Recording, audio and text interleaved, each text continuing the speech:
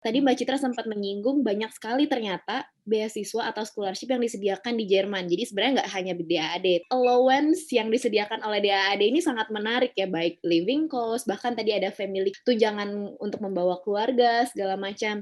Nah, info-infonya itu bisa dicari di www.daad.de gitu. Jadi teman-teman yang sangat tertarik untuk mendaftar beasiswa DAAD atau untuk kuliah di Jerman itu bisa banget teman-teman untuk cari-cari informasi untuk beasiswa ini. Kita langsung ke Mbak Laras dulu ya.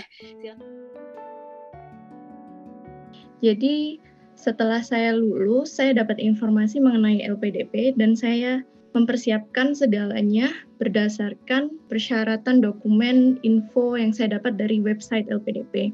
LPDP sendiri itu adalah salah satu beasiswa yang sangat detail dalam memberikan informasi apa saja persyaratannya. Jadi kalau teman-teman tertarik untuk mendaftar LPDP, boleh langsung masuk ke website LPDP dan dicatat semuanya apa-apa yang diperlukan. Nah, waktu itu saya lulus tahun 2015.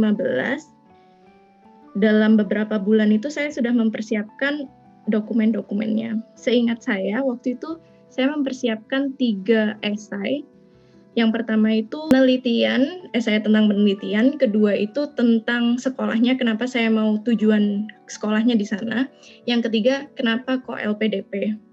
Jadi esai ini sangat penting ya dalam mencari beasiswa. Karena pemberi beasiswa ini akan memberikan beasiswa kepada orang-orang yang sejalan dengan visi misi mereka. Untuk pendaftaran LPDP sendiri, gelombang pertama itu adalah seleksi administrasi. Nah, tahap seleksi selanjutnya itu adalah wawancara, terus fokus di group discussion, habis itu ada penulisan esai. Waktu itu dilakukan 2 hari, jadi hari pertama wawancara, hari kedua penulisan esai, sama fokus group discussion. Nah, karena LPDP sendiri adalah lembaga pemerintah, visi misi LPDP itu adalah menghasilkan generasi muda yang nantinya akan kembali ke Indonesia untuk berkontribusi kepada Indonesia. Penulisan esainya sendiri sama fokus group discussion-nya, waktu itu kita dikasih permasalahan di Indonesia, kemudian kita harus kasih solusi gitu. Group discussion kita pertama kalinya ketemu orang lain dan kita berdiskusi bersama untuk memecahkan masalah itu. Nah, untuk penulisan esainya sendiri sama. Jadi dikasih satu masalah, kita nulis rumusan masalahnya, terus apa sih solusi yang possible untuk dilakukan, kayak gitu. Nanti mereka menilai dan mereka akan menentukan apakah orang ini dapat beasiswa atau enggak. Kaliannya tidak dapat beasiswa itu bukan berarti kalian itu tidak berkualitas. Bisa jadi kalian itu tidak cocok di organisasi itu, di lembaga tersebut. Visi misi kalian beda gitu loh. Kemudian yang kedua, persiapan dokumen. Nah, dokumen itu apapun beasiswanya ada beberapa dokumen kunci yang selalu dibutuhkan. Yang pertama, biasanya sertifikat graduation. Selanjutnya adalah transkrip. Habis itu CV, kurikulum vitae. Ini hampir mirip dengan resume ya, resume diri. Cuman kalau resume kan lebih panjang. Nah, kurikulum vitae itu kan lebih pendek. Kita harus pandai-pandai mencari tahu informasi mana nih yang bisa menjual diri kita sehingga pemberi beasiswa itu berpikir, oh ini orang yang tepat nih buat masuk ke dalam organisasi kami. Nah, setelah itu kurikulum vitae ini ada kaitannya dengan esai yang kalian buat. Waktu kalian buat esai, jangan sampai apa yang kalian tulis di kurikulum vitae itu kalian tulis lagi di esai kalian. Karena esai sendiri itu kan ada batas maksimal berapa halaman, berapa paragraf, berapa kata, kayak gitu. Jadi sia-sia gitu loh, apa yang bisa mereka lihat di CV, nanti mereka lihat lagi di esai, itu kayak, ini kenapa double-double gitu, apa nggak ada lagi yang menjual. Kedua dokumen lain yang dibutuhkan untuk mencari beasiswa, pertama itu surat rekomendasi. Pemberi beasiswa minta surat rekomendasi, kadang juga universitas yang kalian mau daftar itu minta surat rekomendasi. Jadi kalian harus cari pemberi rekomendasi yang tahu kalian betul dan mau memberi rekomendasi positif.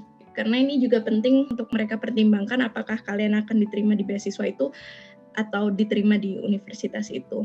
Oke, kalau Silakan. seputar, beasiswa LPDP nih yang tadi Mbak Laras ceritakan. Jadi, mungkin yang terpenting dalam mencari beasiswa teman-teman, cari beasiswa yang sekiranya itu cocok dengan tujuan kita, untuk tujuan kalian gitu, untuk mendapatkan beasiswa tersebut. Dan bisa menjadi wadah untuk kalian dalam mengimprovisasi diri, baik diri kalian maupun lingkungan sekitar kalian dan juga tentunya bangsa dan negara kalian gitu ya.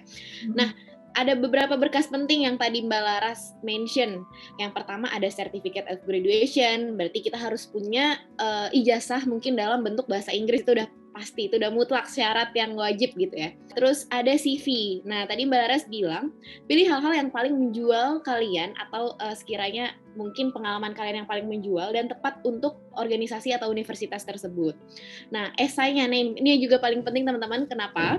Karena di esai ini sangat krusial dan sangat personally. Jadi, apa yang ditulis di esai itu kalau bisa jangan hal-hal yang sudah ditulis di CV.